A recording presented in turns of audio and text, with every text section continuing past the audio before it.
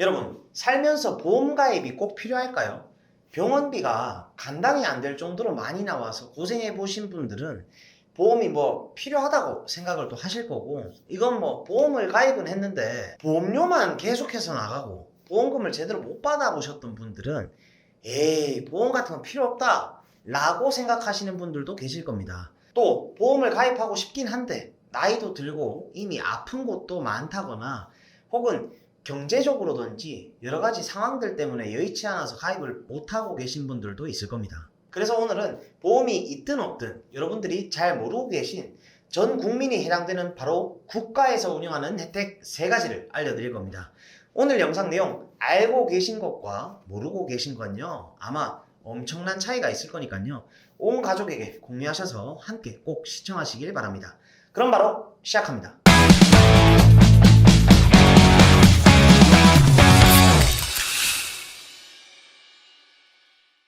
네, 안녕하세요. 여러분들의 갈증을 톡 쏘는 보험 지식으로 해소시켜드리는 보험사이다입니다. 반갑습니다. 여러분, 오늘 영상의 제목처럼 여러분들이 따로 가입해 놓으신 보험이 하나도 없더라도 국가에서 지원하는 공적인 보험으로도 의료비를 해결할 수 있는 방법이 있어서 오늘은 그 내용을 아주 자세히 이해하기 쉬우시도록 쏙쏙 알려드리려고 합니다. 여러분들이 가장 모르는 것들부터 좀 가져와 봤습니다. 첫 번째는 재난적 의료비 지원 사업입니다. 지원이 확대되면서 많은 분들이 혜택을 받으실 수 있음에도 불구하고 모르고 지나가는 경우가 상당히 많으실 겁니다. 쉽게 말씀드리면 말 그대로 의료비가 한 가정에 재난 수준으로 큰 부담이 발생했을 때 국민건강보험공단에 구제 요청을 하는 거죠. 자, 근데 이게 아무나 막 주는 건 아니고요. 내가 벌고 있는 연소득 대비 본인이 부담하는 의료비가 10%를 넘어갔을 경우에 신청을 할 수가 있습니다. 원래는 연소득 15%가 넘어야지만 지원을 해줬기 때문에 해당이 안 되시는 분들이 많았었는데 10%로 이 기준이 완화되면서 더욱 많은 분들이 혜택을 받을 수 있게 됐죠. 예를 들어서 연소득이 3천만 원인데 1년간 300만 원을 초과하는 의료비가 발생을 했다면 지원이 가능한 거죠. 그리고 재산 기준 과세 표준액도 5억 4천만 원에서 7억 원 이하로 완화가 됐는데, 쉽게 말하면 지원 대상자가 속한 가구의 재산이 과세 표준액 기준으로 7억 원 이하면 된다는 거죠. 7만 원도 없는데 보험사이다. 그리고 기존에는 입원은 모든 질환, 외래는 중증 질환에 대해서 지원을 해줬었다면 현재는 모든 질환을 입원, 외래 구분 없이 지원을 해주고 지원 한도 또한 연간 3천만 원 한도에서 5천만 원으로 확대가 돼서 이게 생각보다 범위가 크게 넓어져서 받으실 수 있는 분들이 많아졌는데 이걸 모르다 보니까 그냥 지나치는 경우가 많으실 겁니다. 그럼 도대체 지원 대상자는 누구일까요? 지원 대상을 보면 기초생활수급자, 차상위계층이신 분들은 본인 부담 의료비 총액이 80만 원을 초과했을 경우 의료비의 80%를 지원을 해주고요. 중위소득이 50% 초과, 100% 이하이신 분들은 본인 부담 의료비 총액이 연소득의 10% 초과 시에는 의료비의 60%를 지원받을 수가 있고요. 그리고 중위소득 100% 초과, 200% 이하의 분들은 개별 심사를 통해서 의료비의 50%를 지원받을 수가 있습니다.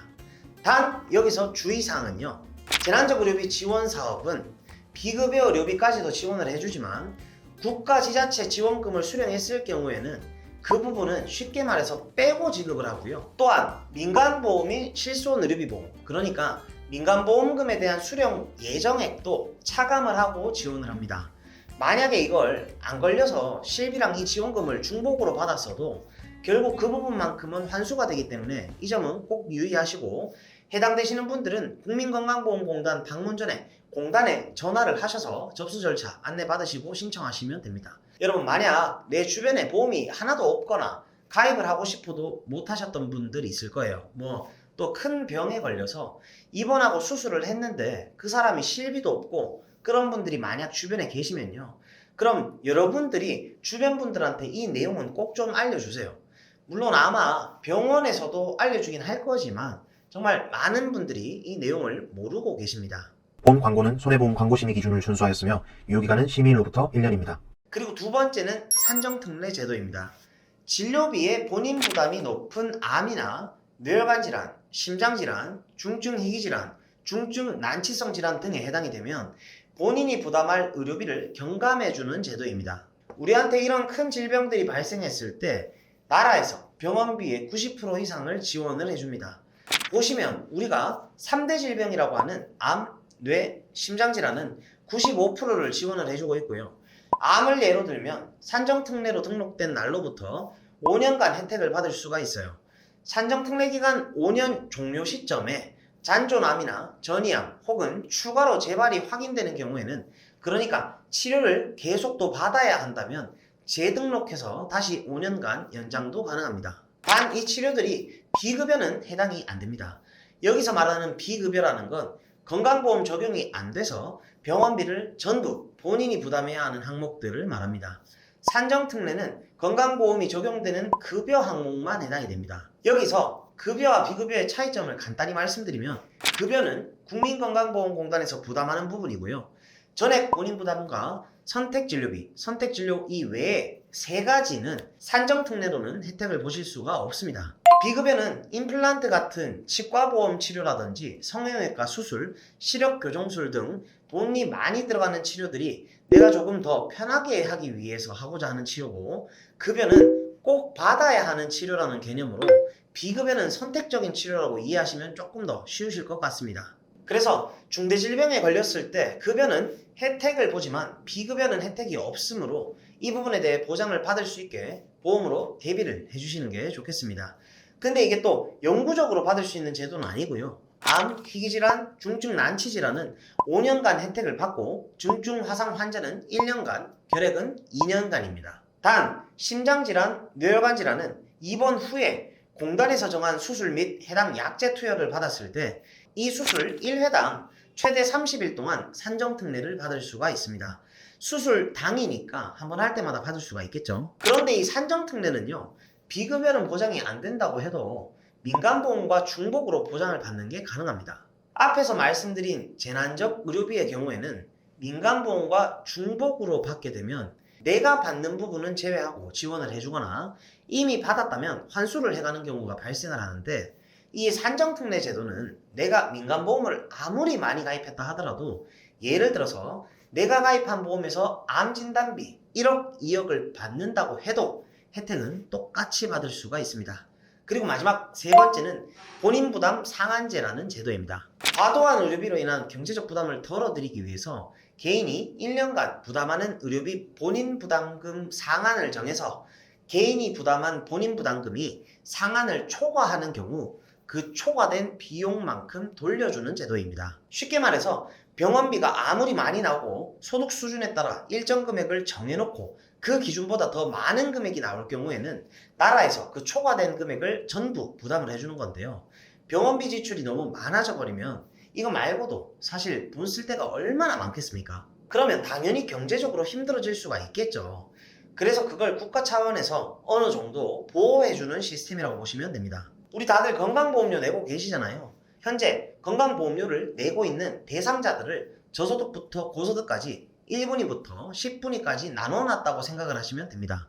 표를 하나 보면서 설명을 드릴 텐데 숫자가 커질수록 건강보험료를 많이 내는 사람들이라고 생각을 하시면 되는데, 예를 들어 나의 연평균 건강보험료가 6분에서 7분위에 해당한다고 하겠습니다. 그럼 320만 원을 초과한 치료비는 전부 돌려받을 수가 있는 거죠. 치료비가 1000만 원이 나왔어도 320만 원만 내가 부담을 하고 나머지 680만 원은 건강보험공단에서 부담을 해주는 거죠. 소득 분위에 따라서 기준이 달라지고, 단 비급여, 성별급여, 전액 본인부담금, 임플란트, 상급병실 입원, 추나요법, 상급종합병원 의료경증질환, 상급종합병원 외증질환 진료분, 장애인 및 출산비 등은 제외하니까 이 점은 참고하시길 바라겠습니다. 자, 여기까지 깔끔하게 정리해서 말씀드려봤는데, 대한민국 사람이라면 누릴 수 있는 건강보험 혜택 가장 대표적인 제도들입니다. 마지막으로 짧게 요약해서 우리가 국가에서 의료비 혜택을 받을 수 있는 경우 대표적인 세 가지 정리해 드릴게요.